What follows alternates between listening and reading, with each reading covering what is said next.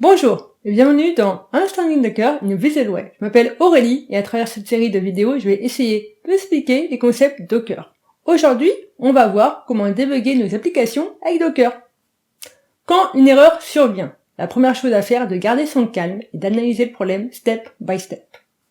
On va voir quelques commandes utiles et pratiques à exécuter pour essayer de comprendre ce qui se passe en cas de problème. Pour afficher tous les conteneurs, y compris ceux arrêtés, inactifs et terminés, il y a les commandes docker container ls-a pour afficher les logs d'un conteneur afin d'essayer de comprendre ce qu'il est en train de se passer. Tapez docker logs mycontainer. Et pour aller plus loin et regarder les logs en temps réel, on a l'option -f. Pour exécuter des commandes directement dans un conteneur, on peut taper docker exec -it avec l'image, par exemple Ubuntu et bash. Et ensuite, on peut taper la commande préférée pour par exemple regarder les logs spécifiques.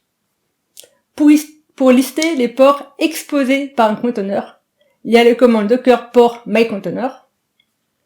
On peut afficher les process en cours d'exécution d'un conteneur avec la commande docker top mycontainer.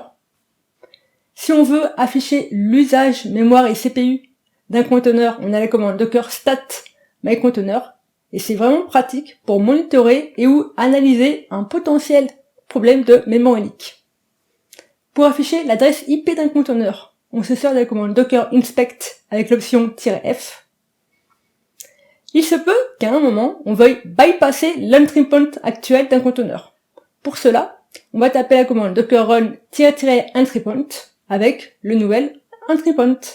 Ce tips peut être utile si vous avez un conteneur qui crache encore et encore et encore et on ne sait pas vraiment pourquoi.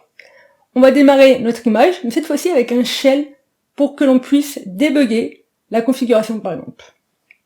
On peut inspecter l'adresse IP, mais également d'autres informations avec la commande docker inspect mycontainer.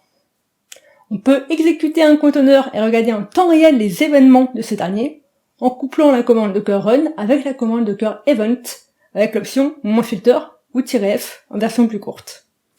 Et pour finir, on peut exécuter la commande docker run en mode debug avec -d majuscule.